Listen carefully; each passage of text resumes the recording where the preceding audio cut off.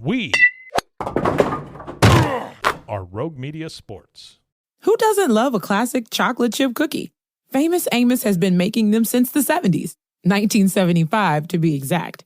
With semi-sweet chocolate chips and a satisfying crunch, it's everything classic in one bite-sized cookie, and fans couldn't get enough.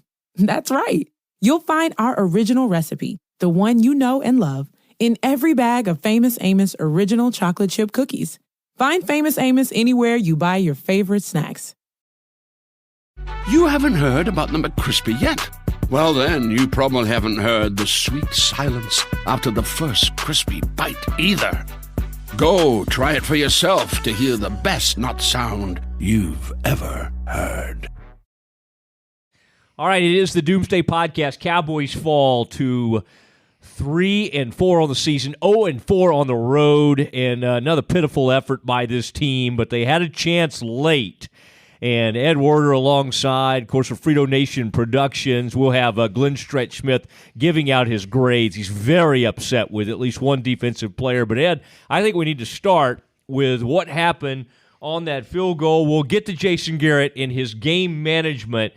Or mismanagement. Or mismanagement, as the case may be.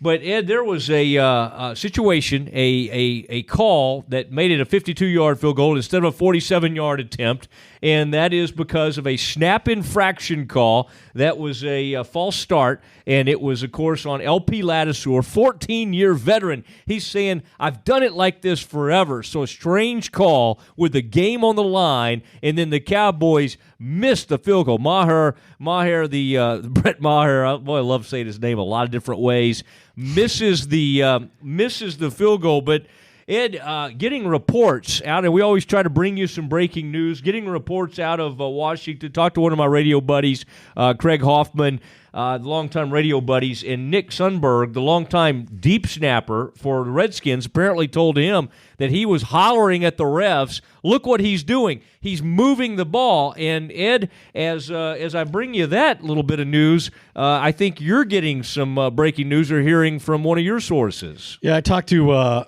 high-ranking Redskins source who told me that Ben Kotwicka, who is the Redskins special teams coach and has been for 5 years, he's a 12-year veteran assistant coach in the NFL, observed during the Redskins game preparation that, in their opinion, LP Ladouceur moved the ball illegally before snapping it, and he brought that to the attention of head coach Jay Gruden, who then alerted referee John Hussey to be aware of this. So generally, in the meetings before a game, a head coach will go over possible things that they would like the officials to be watching out for, that they think the other team does that violates the rules, and they did so in this case. And then, of course, Daron Payne crossed the line of scrimmage, made contact with the Cowboys blockers. Officials threw the flags, and they called the penalty on LP Ladouceur, who said, as you mentioned, he had done nothing different than he's done on every other snap of his long and illustrious Cowboys career.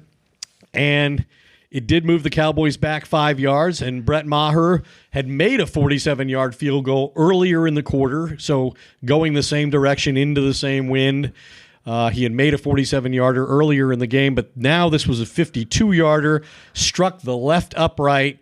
Maher was one of 4 NFL kickers who before that attempt had been perfect on field goal attempts of 50 or more yards, attempting a minimum of 3 kicks. So there's some of the background. Interesting that the Redskins actually played a prominent role in this being called against LP Ladouceur for the first time in his career, and it effectively sealing a Redskins victory. It did. A little advanced scouting. It's not quite like the George Allen days where they were spying, but they did find out some things, put the refs on notice, and good on Payne. Apparently, I'm told also Payne was asked, did you see something? And Payne just said, no, I just went on the cross. He didn't really cop to knowing something, but the Redskins obviously had seen this and spotted that. Very interesting information. We got a lot more to get to. Frito, please play the music, sir.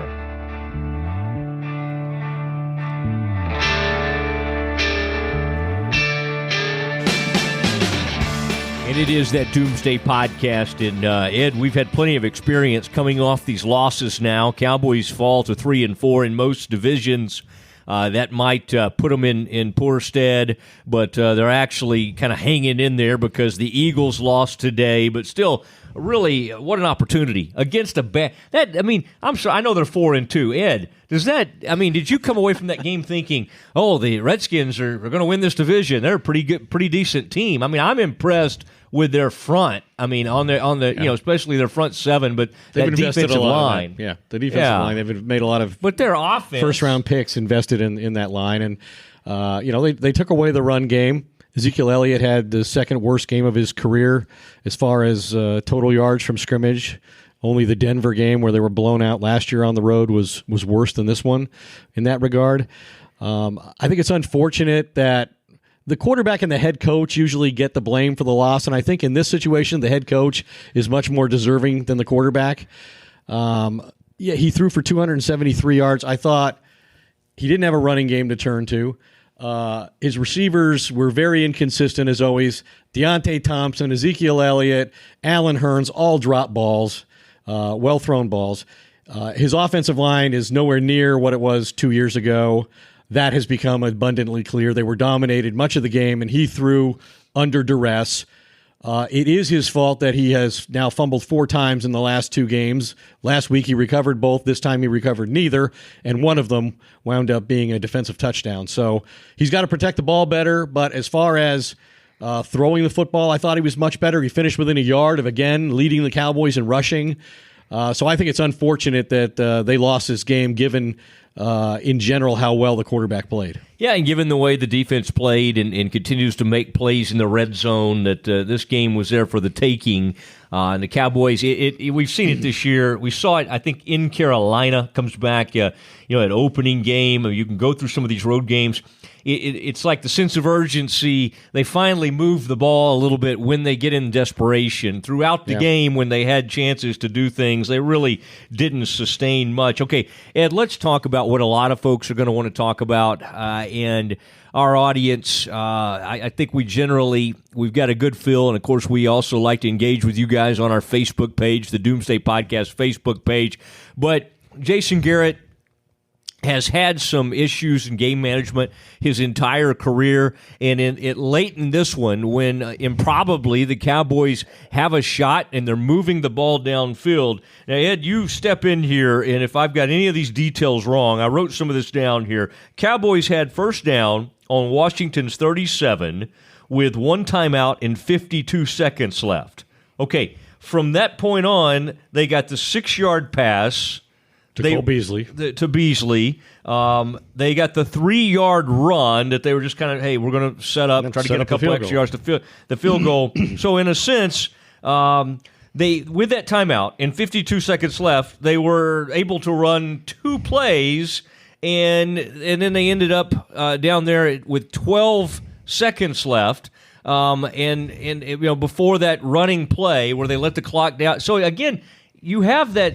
We've seen Jason do this before when he has the opportunity to maybe get closer, make it an easier field goal, maybe where a 5-yard penalty doesn't put you in such a tough spot, and it's just totally seems against his nature. And on top of that, it just seemed like you can manage that, whether that's the quarterback, the offensive coordinator, let's throw them all in there, but you can manage that situation better. And the operation of the 2-minute drill or the 1-minute drill, as the case were, it just wasn't great. I think it was one of the few times in the game where the Cowboys actually had momentum on their side. Correct. That final drive. They went up-tempo, no huddle.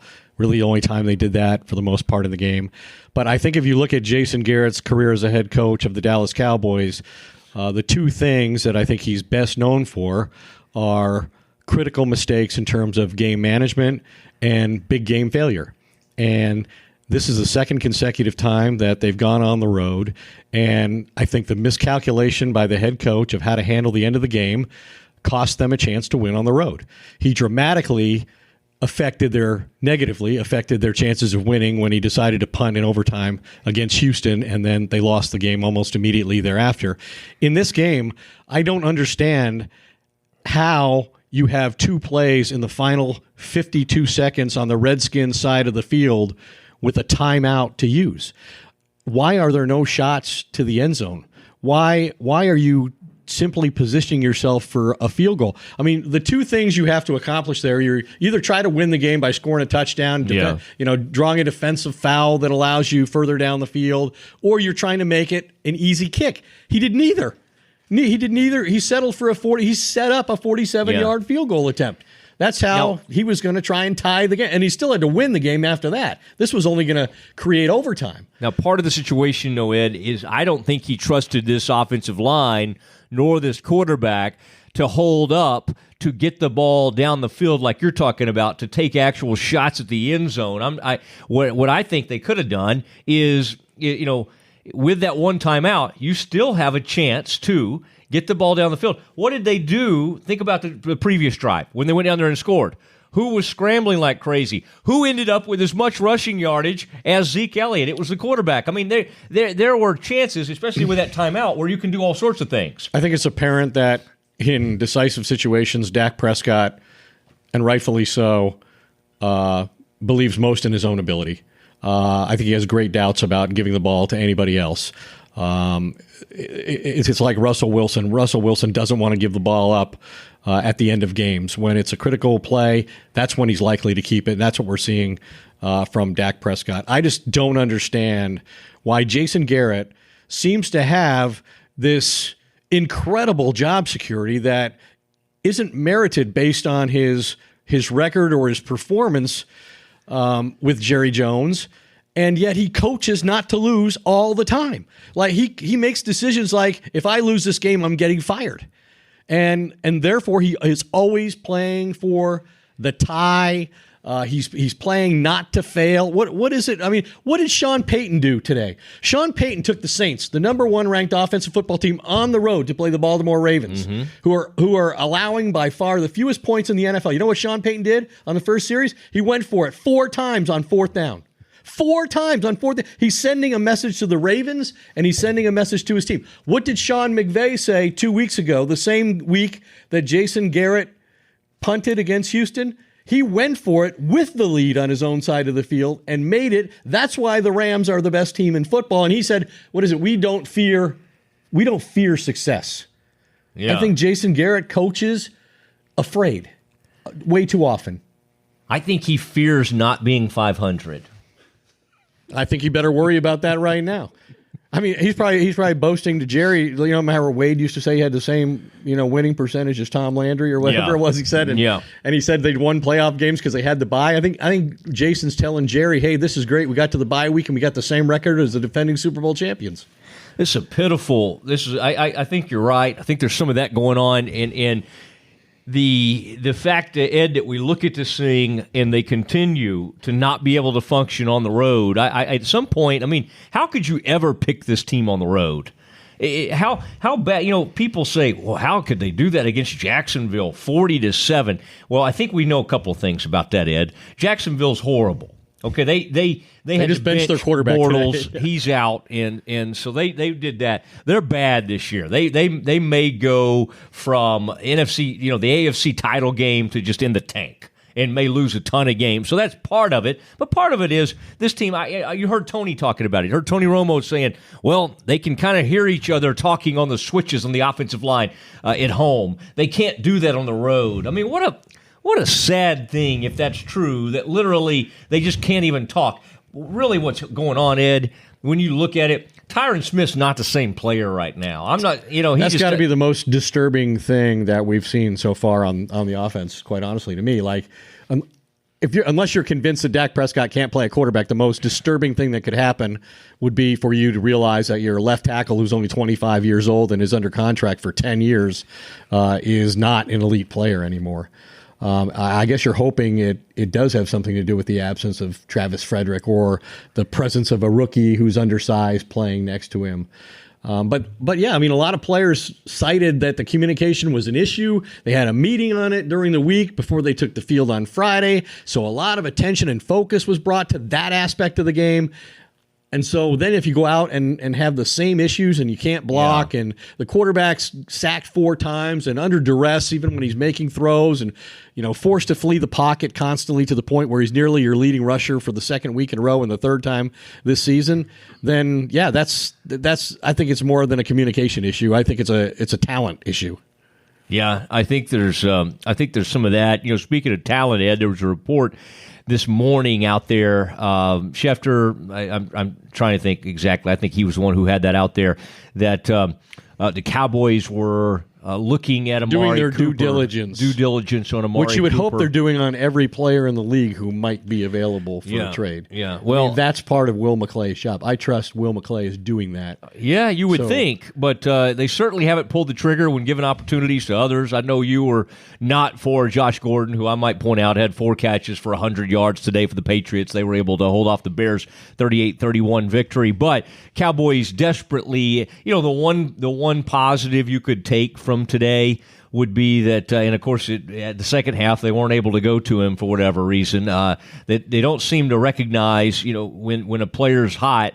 Okay, how do we continue to work the ball to him?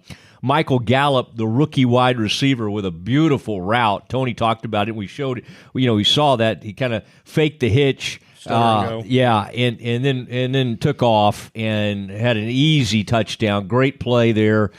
Easy throw for Dak. I say easy throw. It was one of the few times he had a clean pocket back there. But so that's a player that's kind of emerging. But what you said earlier is right.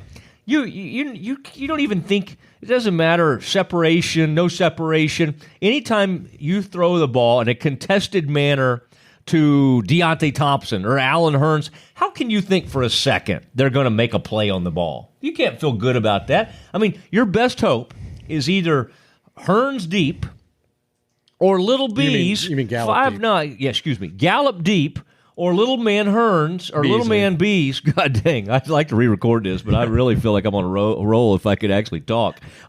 Beasley had to kind of go up there and snatch one away from somebody. The man's like 5'8", and he's doing that. I mean, that is their best hope right now, those 2 receivers. So I think you were going to ask me a question about do I think it's practical or the right move for the Cowboys to go make a trade for wide receiver help, and in particular Amari Cooper. With them 3 and 4. Former 4th overall pick who's got 19 touchdowns in his 52 NFL games with the Raiders. I think a lot of his decline this year has been a result of poor quarterback play by Derek Carr and a new system. They're 4th in the past 5 years.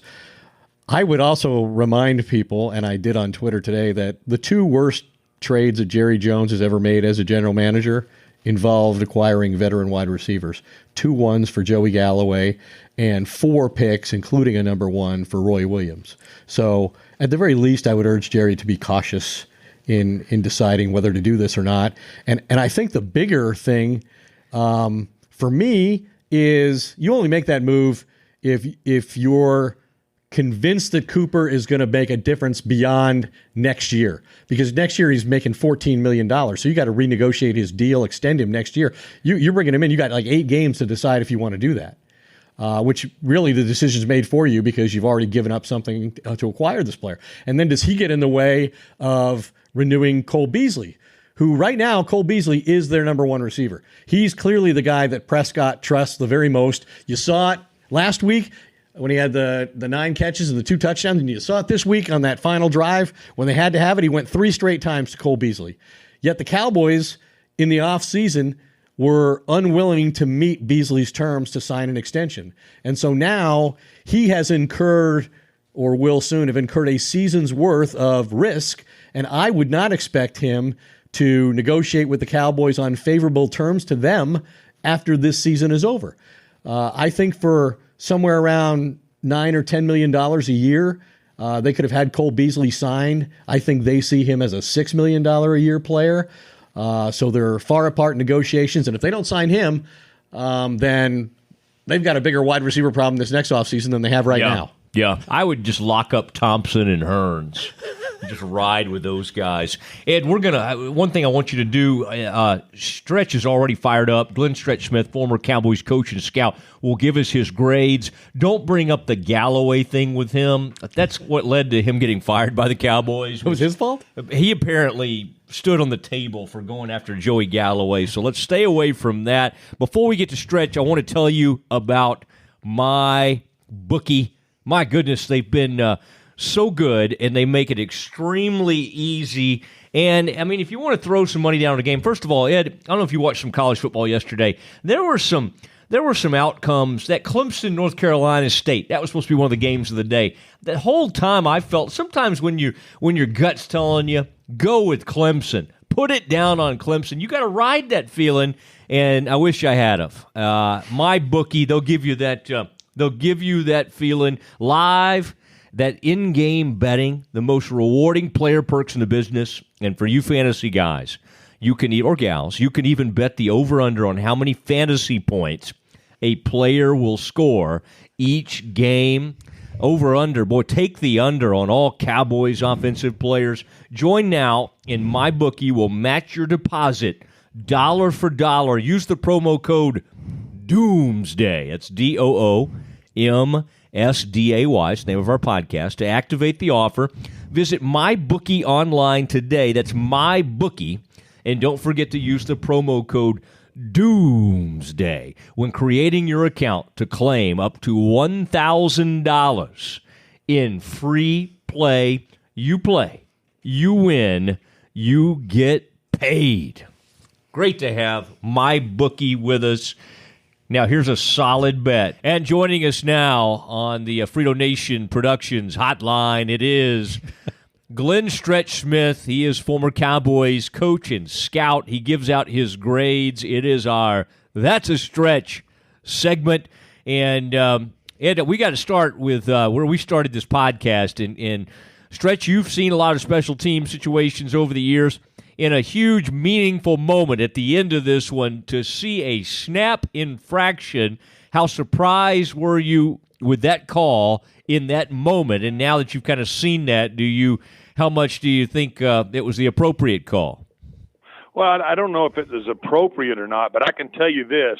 If I was a betting man, I would bet you that Washington, before the game, told those officials, hey, in a critical situation, watch for this deep snap or deep snapper to tend to twist the ball, to act as if he's trying to draw us offsides. That's the only thing that would have drawn them to see that. Then all two of their guys, I believe, jumped off sides as soon as they saw it happen. So to me, it's one of those situations where they almost said, maybe they picked up something or had picked up on something in previous games, in previous situations, and said, hey, you know what, make sure you're taking a look at this, because otherwise that's the only way that really I think an official kind of takes a harder look at that for it to be something that, again, that Ladouceur is saying he does every time he snaps a deep ball. Well, a Super Bowl winning coach named Tony Dungy has weighed in on this, and he said the false start illegal snap penalty called on the Cowboys long snapper that moved the ball back to 52 yards was horrible. The snapper followed the same routine, did nothing to draw the Redskins offside. We looked at it over and over. I don't see how they could have called that.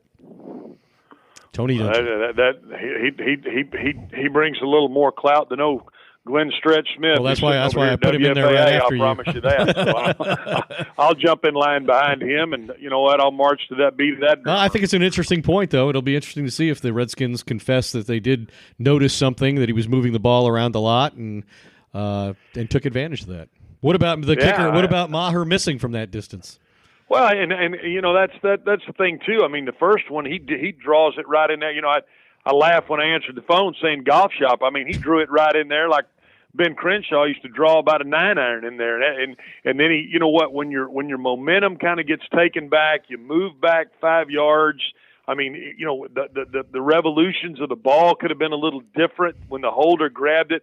Were the laces, squared, and then he doinks the upright. So to me, it's one of those things that you have to kind of refocus and get regathered in. I mean, he had plenty of leg to hit that. I didn't think it would be a whole lot different, other than the timing looked a little different. Did that, was that did the penalty have something to do with Ladouceur's pre-snap or how he snapped the ball the second time around? I mean, all those are things that we'll have to get answered in, a Tuesday press conference after they get back from visiting the Smithsonian or wherever it is they're staying around up there to visit. Black History Museum, I believe it is. Thanks for that. So we're going to give him an F on special teams and move to the next.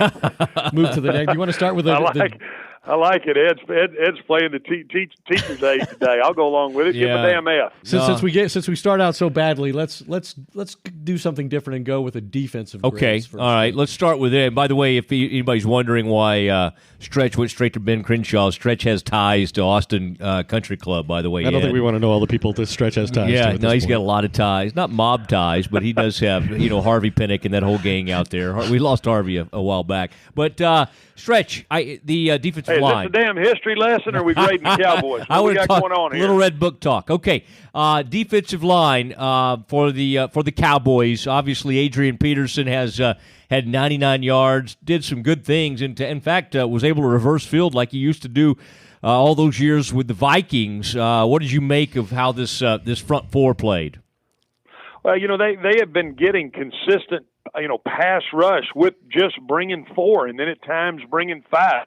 I didn't see that today. Again, they gave up, I thought, too many yards initially to Adrian Peterson. I did think they made some adjustments there towards the fourth quarter, and they started tightening DeMarcus Lawrence down a little bit where he wasn't so wide. And so because of that, I'm going to give him a C-. But quite frankly, I didn't see the fire. I didn't see guys getting off the ball the way that I had seen them getting off the ball in the previous weeks. And for that, I'm giving them a C-. Isn't it interesting? They don't really sometimes they don't really bow their back till they get down there in that red zone, and that's when the Cowboys have actually one of the better red zone defenses in the NFL, and that was evident today. Stretch, look at those linebackers for me. Sean Lee back in there. How did that? We know Van Der Esch got banged up in the second half. How did that group work with Sean Lee coming back in? Because obviously Van Der Esch and Jalen Smith had been playing pretty well together. Yeah, they this group they're really good football players. I mean, I think I've continued to sing the praises of Van Der Esch. I thought they made some adjustments to stop the option. They came out and kind of ran a little. Washington ran a little speed option, and once Sean Lee had seen it a time or two, he adjusted. I thought he made great adjustments after they ran that screen where they kind of faked it to the tight end, turned around and threw it to Billings for a touch. So I thought that they made adjustments, and this group continues to grow. And I think it's something that you can really, if you're a Cowboys fan, if you want to see some, a little light in the tunnel right now, I think this linebackers group continues to grow and continues to play well enough to give a winning grade and winning football, and I'm giving that group a B. Okay, a B for the linebackers. Now, Stretch, I know you got some thoughts on this secondary. Of course, Byron Jones came in there and actually made a couple of plays, and one that I can recall behind the line of scrimmage. What did you think overall about this secondary? Let's keep in mind the Redskins didn't have any receivers of any note playing in this game. Yes. Yeah, that's the thing that really concerned me too, is they were playing heavy outside leverage, and so it was allowing some big throws in the seams, and Alex hit him a few times, and he missed him a few times too. The thing though that really was alarming to me, where there were two different times where, and once it was when Peterson broke it back to the right hand side, and there was another time when they ran that speed option out there, and Awuzie didn't even look like he wanted to get in the mix. I mean, literally did not look like he wanted to come blowing it up in there and throw at somebody, and that runs up a big red flag with me. A corner that won't come and play, that didn't really act like he wanted to get in the mix, almost acted timid, as if he was hurt. He didn't want to come throw himself up in there, or he didn't want to. He didn't want anything that Adrian Peterson was bringing, and that really set me off initially. I didn't think this group played well. Again, they didn't get their hands on any footballs. There were some. Alex Smith made some questionable throws. I'm barely keeping this group above a failing grade at a D minus, just because Awuzie has got to come up in there and get his butt in the mix. That is really alarming to me. Did that remind you in any way of the infamous end of Wade Phillips's career in Green Bay in that 45-7 blowout when the cornerback Mike Jenkins refused to make a tackle near the goal line? Or is it that egregious? I just thought, I really did, Ed. It's the first time that I've seen a player in a long time almost turn it down. I mean, I'm talking about borderline turn it down. You see him cut this ball all the way back, and where most safeties and most corners would come flying up in there like they've been shot out of a cannon, I mean, he's passive outside, and there's a receiver to his inside, almost trying to keep I mean, he just didn't do anything. He's just kind of standing there looking at it. And then they run the option at him. And when you see the TV copy, he's in the screen. The next thing you know, the ball's pitched. He's out of the screen. He's still backpedaling to a ball that's been pitched on the perimeter, almost as if Adrian Peterson's going to grab it and raise up and throw a pass. It's nuts. And then when you see him in the screen, it's only because Adrian Peterson is 8 yards down the field, and he's kind of closed that cushion, and Awuzie's still out there kind of hand-fighting with the receiver instead of blowing his ass up in there and getting something done. And sorry I had to swear on the podcast, but I'm too old to sit up here and say Bobo or butt. Get up in there and make a play. Well, I guess we'll consider them fortunate to get a D or whatever, a D minus. Yeah, that's that tough. Little example. My goodness, it stretched very tough on this secondary. I want you to let's think of Jordan. I can't imagine what grade the receivers are going to get. Well, and let's give Jordan Lewis. Let's make him part of the receiving corps now that he's taken Tavon Austin's place. He kept the defense. He kept the defensive backs from getting an F for flipping over and taking a reverse. All right, let's start. Let's start let's start right there with wide receivers, and I think Ed has a point he wants to bounce off of you on those wide receivers. Ed, you want to start with that, and then we'll get Stretch's grade on the wide receivers. Two things struck me about the wide receivers and the revelation about the lack of speed that the Cowboys have at that position in this game, and that was what you just mentioned. They had to use a cornerback, Jordan Lewis, on a jet sweep because Tavon Austin is injured. They don't have another receiver who can has a speed to run a reverse on offense. They have to acquire a defensive player to do that. And then there was a play that Hearns made in the fourth quarter. He broke Josh Norman's tackle, and then he ran out of bounds when he was only being pursued by a linebacker, Zach Brown. He didn't even and it was almost as if he pulled up thinking, "Oh my goodness, I'm going to have to outrun a linebacker." Yeah. It was, and I know exactly what you're talking about. He ran a pretty decent route. It was like a 7 or an 8 pump. He goes to the post and then breaks it out of it, and he's open. He makes a catch up the boundary and has a chance to turn it north and south. I mean, this receiving core is really outside of Gallup, who did run a good double move right there before the half, which the Redskins have been very susceptible to double moves for years. I mean, Norman has been susceptible. I mean, obviously, we go back to what the past teams have done to him, and Dez has been able to double move him on some sluggos. But boy, I mean, this receiving core again, outside of Gallup and I think an inside receiver in Cole Beasley. To me, you can take the rest of them, go over to Arlington, and stripe a good 7-on-7 game. They don't have the speed. I mean, again today, Thompson gets an opportunity to drive back into the curl window, and it almost looked like a replay of when the ball was picked off. I believe it was 2 weeks ago when the ball got picked off against Houston. When he doesn't drive back in the window, almost makes the same mistake. Again, if it wasn't for Michael Gallup and some things he did in the first half, and the first half only because he didn't show up in the second half, I mean, this group gets a failing grade. Because of that, I'm giving that group a C-. C- for the receivers. That is not the way Coach Sanjay Lal teaches that route, by the way. I think he teaches those guys, Stretch, to come back after that football. Okay, let's go to the tight ends. And do they have their 2 cinder blocks in their hands, strengthened in their hands? I think they must be in their pants. Worried about right getting now. your butt back into that open window. Blocks in their pants. That's the only explanation that could be for how slow they are. these are well coached receivers. Okay, keeping cinder blocks in their bobo. I like it. Thanks for cleaning me up, Ed. Appreciate it. Tight ends. Dalton Schultz, the kid from Stanford, great GPA there at Stanford. 4 tight ends active today. He was 4 tight ends are active. That is correct. Swaim got hurt, sadly, late in that one. Got blown up, by the way. They tried to run one of those little tosses over there to the short side of the field one time. Poor Swaim ended up, about the 3rd row of the stands. What did you make of these tight ends? Not a very good job of blocking. They did not block the edge well.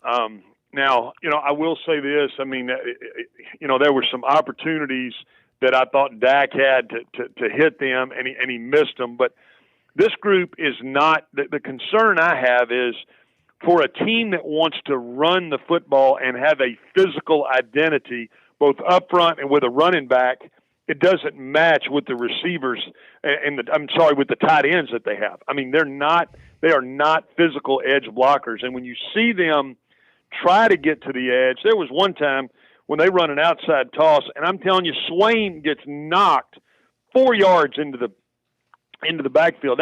Those are the kind of things that when your running back has to then get outside of that, cause the pursuit to come catching up to you. This group is not very physical. They're okay with their route running, and even today, I mean, Schultz dropped the ball that he should have caught in a tight window. But I am barely giving this group keeping them off an F, and only because of the effort that Swaim did play with. But, boy, they are not very physical. Yeah. They are not point-of-the-line blockers, and because of that, I'm barely giving them a D. I would sign one more of them and just try to get 5 of them active. I'd like to load this team up with tight ends. Okay, offensive line, Stretch, from what I saw out there, Tyron Smith got worked a little bit, sadly. Our buddy Connor had a little trouble at the point of attack, and Collins, and all those holding penalties. Collins had a huge one. There weren't a lot of clean pockets late in this the game. Yeah, what'd you make of this offensive line? Were we being too hard on it? No, they Payne and Allen are both big physical guys, but the concern I have is what used to be the strength of this football team. If it weren't for a receiving core, and like Ed was saying earlier, a bunch of guys who couldn't run out of sight in a leap year, I'd say that the offensive line has taken the biggest step backwards. I mean, they are not playing well. Tyron got beat off the edge several times. He had to hold once. What used to be, again, his strength, those big long arms and able to punch and run that guy past the quarterback.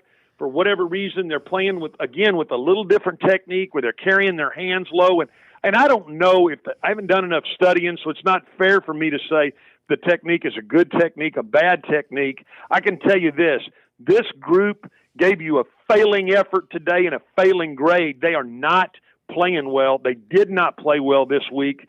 And I get it. You're missing your quarterback and your center, Travis Frederick, but Looney has done a good job in some games. And to go out and really, almost for lack of another term, just lay an egg in this game, I was really disappointed with how the offensive line played. Lack of physicality. Almost as if they were walking through the motions, thinking about going to the Smithsonian tomorrow, which is what I think they're going to do. But I'm giving this group a failing grade for really in a poor effort. Wow! And Zach Martin came out of the game with a sprained knee, so fortunately they have the bye next week, and hopefully he'll recover before that, because it'll be hard to earn an F without him. You're turning this thing into like Night at the Museum. It's this field trip they have tomorrow. It is pretty rough when you lose a game like that. And then you got to stay over. And apparently it was DeMarcus Lawrence's idea, and the coaching staff embraced it. The African-American History Museum, it's supposed to be a really good one. I want to go there when I'm in town. next time, but still, it's an odd thing for a team to do. It really is, even though they're going into a bye. I don't think Jimmy Johnson or Bill Parcells No. would be staying over and No. taking the team on a field trip the day after a game like that. No, and they say, I don't even know if Garrett will really get them in good position. I'm not even sure Wade Phillips would do that. You walked on that dang joke. I was walking into a good Garrett joke. All right, let's. You think he'll have them like a box breakfast in the morning on the bus, ready to get on over there? And I guarantee you, about half that team is going to have about a 0 give a shitter gauge. So that is not going to be fun. All right, we already mentioned Zeke Elliott had one of his poorest games in terms of yards from scrimmage, second worst of his career, only to the Denver game last year. Looked like he was a guy who had no place to go ever. There wasn't a single running lane open for him throughout the game, and he really wasn't much of a factor as a receiver either. Yeah, but he the thing that I go back to is he is physical. I mean, he does bring his hard hat and his lunchbox every day when he plays. He did a nice job in pass protection. It's the one guy that is really hard for me to give any sort of criticism to at all. Dak missed him on the go route down there on the goal line on the fade. So I think this young man is a heck of a football player. It just wasn't his day.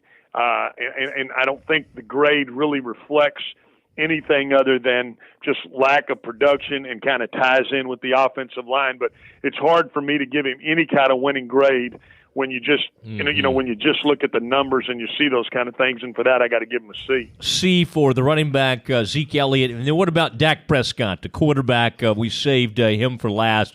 What did you see out of him? Yeah, he didn't have a good game, and I don't know whether he got dinged early. I think we talked about this on last week's show. If you think you're going to run him 10 or 11 times a game, I think you're really making a mistake. He got dinged early. He got pressure early.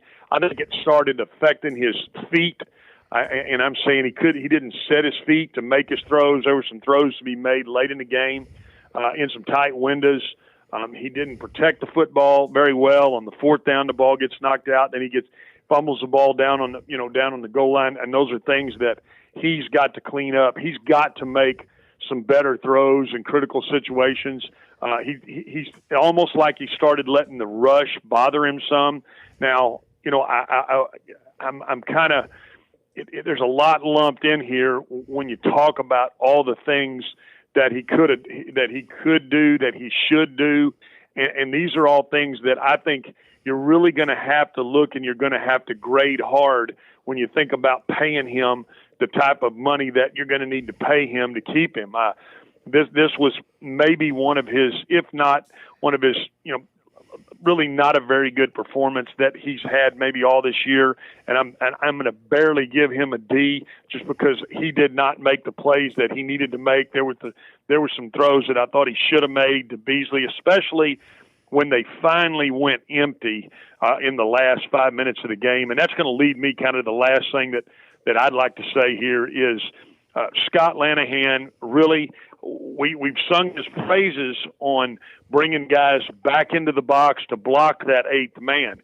Now, why he wouldn't think defensive coordinators in the NFL would adjust to that, I don't know, but maybe he was questioning when they would adjust to it, or Washington adjusted to it. So as soon as they brought either Thompson or any receiver in, they brought Hearns in to block, then Washington brought one more in the box, and it took him until 5 minutes to go in the game to really say, man, I've got to get in an empty set here, and I've got to get one of these rushers out of here, because they were blitzing the crap out of the Cowboys, and they were really putting their guys, Payne and Allen, on Connor Williams and on Lyle Collins, and saying, hey, we're gonna get you in one. They were bringing a linebacker, so they weren't letting the center come over and help Connor Williams.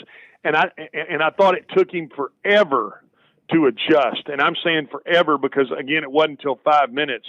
So for that, I've got to ding the offensive coordinator. And you know what? I'm giving him a failing grade for not getting his players lined up and in any kind of position to be successful. We're not even going to ask you to grade Jason Garrett and his handling at the end of the game because you're just too harsh on these people. Hey, I appreciate it. I'm wanting to go over here and get me a couple of Sour Patch Kids before I got to go on this Dale Hansen. I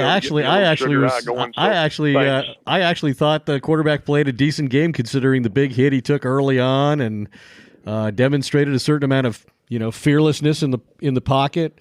Was pretty accurate throwing the football for the most part. Ran for 34 yards, scored a touchdown. Right. Yeah, he did have 2 fumbles. I mean, I can't take that. He had 2 last week too. But I actually thought he played pretty well. I go back to you got to put him in the right position, Ed. And the right position was when they were in those empty sets at the end of the game.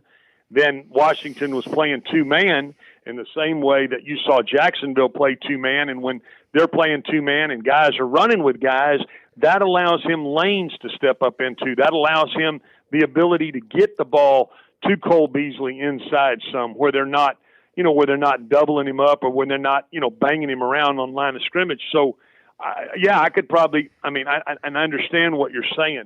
I'm just one of those guys that, number one, you got to protect the football, and number two, you can't let the rush bother you.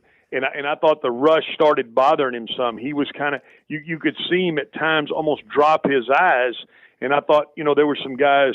I was listening to a few shows when I was driving in here. They were being very critical of him missing open receivers. You can't listen to those other people. Well, I understand. Don't be influenced by the media. And I'm not listening to them. I'm saying that sometimes you're missing open receivers. Yeah. Because what I saw with my eyes were his eyes down and the rush bothering him.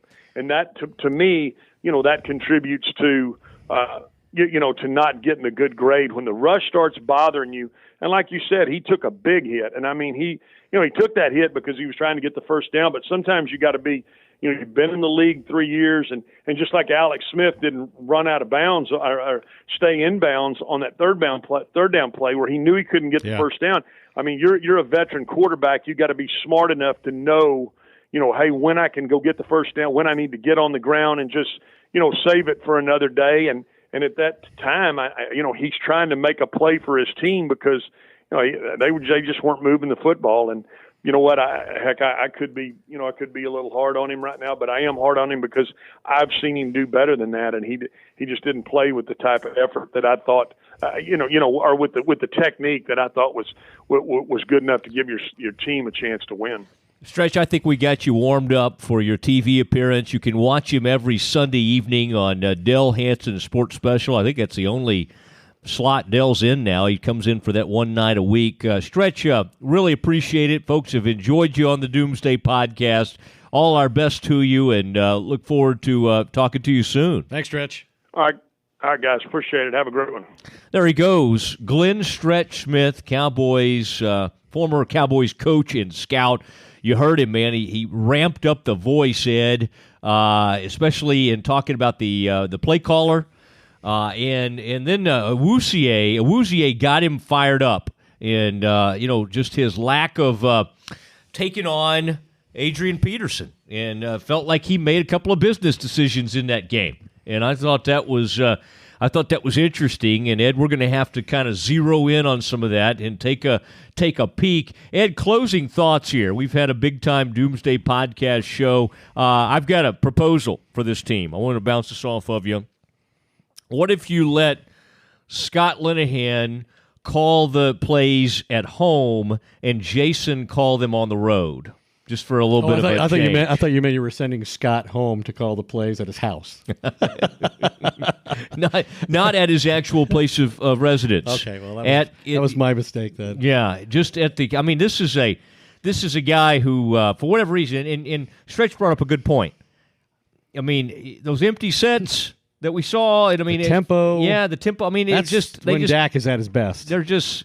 And from a lot of that game, they're just slogging through it. They didn't do anything in the first half. They finally hit. I mean, this is a offense that if you don't hit one or two big chunk plays, they're not going to do anything. And they get maybe one of those every 2 weeks.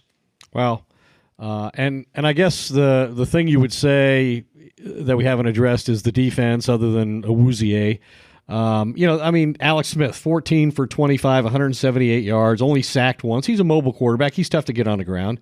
Adrian Peterson almost had 100 yards. So, yeah, the defense, they played pretty well, but it's hard to give them a lot of credit when the Redskins were theoretically without their top 3 receiving threats in the game. And I think the bigger issue with the defense is, once again, no turnovers. They create no turnovers.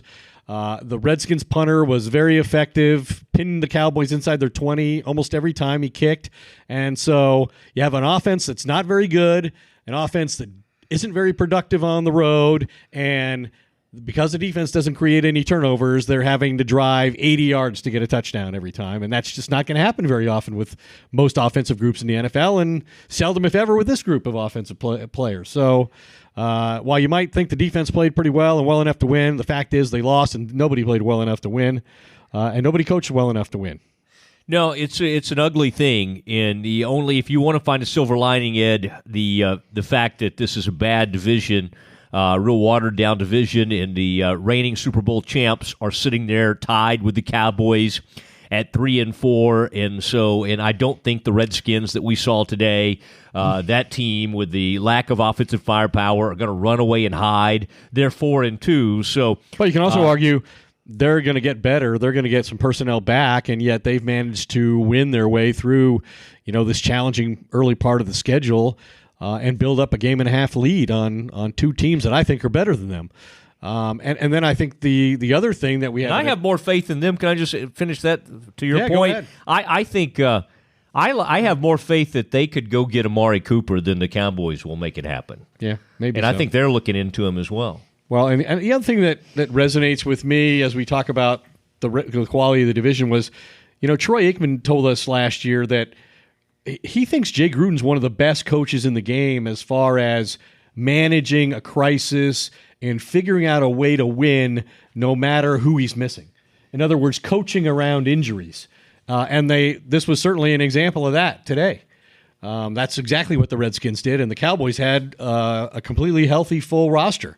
And they played so poorly and handled the game so badly at the end that for the second time this season, Jerry Jones, the owner and general manager, who has been saying, this guy, my coach has an Ivy League education, and we've invested 8 years in him making mistakes, and we want to see the benefit of that, and he's a key to getting us to a championship. Doesn't speak to the media for the second time already this season. That's Jerry, not like him at all. It means there are things that people want to talk about that he has no interest in being honest about. Yeah, and he or no ability to be honest about. Even when he talks, he's not always honest about things, which is his prerogative. I don't want to lie to you, but I can't tell you the truth. That's what he said to me one time. I'll say this, Ed, not to put your stuff out there on the street, but we were using your phone to talk to Stretch earlier, and at least one of the coaches involved in this game, I felt like I saw his name pop up on your phone. It's always nice to know that big-time people are reaching out to you, Ed, in the aftermath of these games. And so, again, I'm not asking you to reveal who that was, but I just think he was heavily involved, and it might be one of the Gruden brothers. Which one? The one who's off today or the one who's celebrating a victory? I don't know. I just saw Gruden come across, so I don't know which one it was. But nice. Anyway, it is the Doomsday Podcast. It is live as we record this from Frito Nation Productions. Always great. We're saying goodbye to our North Dallas studios. We've got some gorgeous new studios up in Allen, Texas. And Ed, I know you love that. Thank you to Hodges Capital for continuing to be such great partners of ours, Ed. And Ed, any parting shots you want to take? I've already taken them all. Yeah, I think you have. And it's pretty much dinged everybody. Dinged, yeah. By speaking of dinged, wasn't that odd how the concussion thing, and it was kind of like a big joke, like it was kind of like laughing about it, and then Tony said, Tony was Romo. like, Tony Romo was just like, okay, that's concussion, he's out, hitting the head, he's out for the game, that's concussion, he's done. I think Tony was ready to jump out of the booth and get back in the huddle. I think that's what he was hoping for. I know you're joking. So now we've known. I've always said that of all the Jerrys, the least accurate, of the Jerrys is Dr. Jerry, and now we found someone on injuries who's even less correct than Dr. Jerry. It's Dr. Tony. Although I'm not quite yet to dock him on this diagnosis. I'm not putting it. I think we could find out some point this week that maybe Dak did have something. Okay, so I'm not going to completely close the door. Even if he did have a concussion, he was not out of the game, as Tony said. Tony said that's it. He got hit in the helmet. Okay, if he ends up having a concussion, I think Tony was half right. I'm going to give Dr. Romo. That's the best he can do at this point, though, is to be half right. on an injury, head injury suffered by the starting quarterback, being half right is not very good. Okay, all right, but it was interesting the way it was handled for sure. And then he started talking about Tracy Wolfson's hair, and things got really out of control. But he and Nance do have kind of a good chemistry. I think he's sort of given Nance a second win. Like, Nance is kind of funny now. I mean, he's always had a little bit of a sense of humor, but I think the Phil Simms Nance thing was getting stale, and I think this has helped. Nothing against Phil. All right, folks, that's all we have. I'm sure that's the way Phil will view that comment. The Doomsday. Well, I don't know if hopefully he listens. It is the Doomsday Podcast. The Cowboys head into a bye week at 3-4 for Ed Werder, for Mark Frito Friedman. Good night, everybody. Well,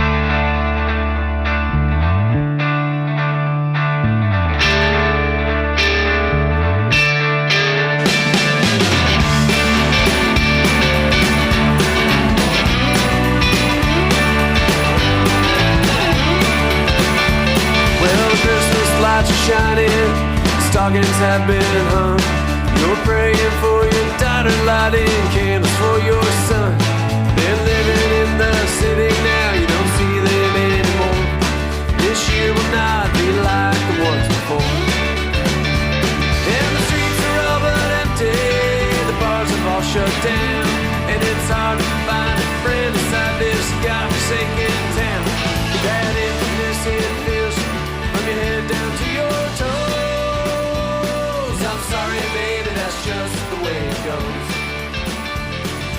Once you were a young girl with lovers by the score, money by the handful, you never wanted more.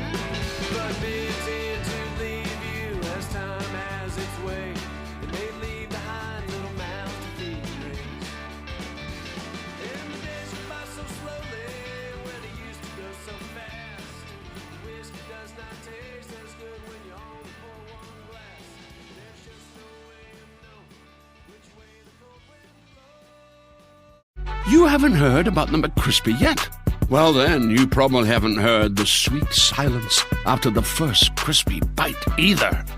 Go try it for yourself to hear the best nut sound you've ever heard. Hey, it's Mark Goodman. And I'm Alan Light. On today's podcast, Record Store Day founder Carrie Colleton is joining us to discuss the April 20th RSD special releases. Plus, we'll talk live with our audience, the Sound Up Pod Squad, and find out who still listens to vinyl. And some updates from the Beatles universe. Oh, good. Sound Up with Mark Goodman and Alan Light, the only music podcast that matters. Get it on Pandora, Spotify, Apple Podcasts, or wherever you get your podcasts.